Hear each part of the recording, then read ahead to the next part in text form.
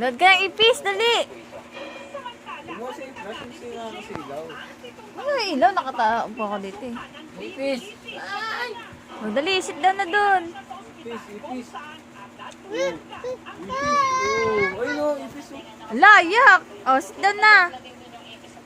Oo. Upo ka na, upo. Maayos na ang palagayan niya ngayon. Para hindi na raw pang nangyari Wala na. Wala na daw. ng kama. Ayun. Pa ng tela, ang tenga ni Jemo. Ilang mapasukan ng anumang insekto. At nilalagyan ng screen ang kanilang mga bintana.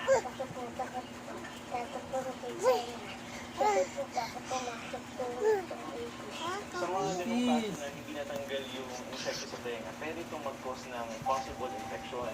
Yung paglagay ng alcohol sa tenga ay mali yun kasi unang-una, yung ipis sinusugatan na yung loob ng tenga mo. So kung lalagyan mo ng alcohol yun, mas masasaktan pa yung pasyente. Pwede mo itong lagyan ng liquid para humipo sa paggalaw yung insekto. Ito rin yung best time para magpunta kayo sa ENT doctor nyo para ipacheck ang tenga at the same time, matanggal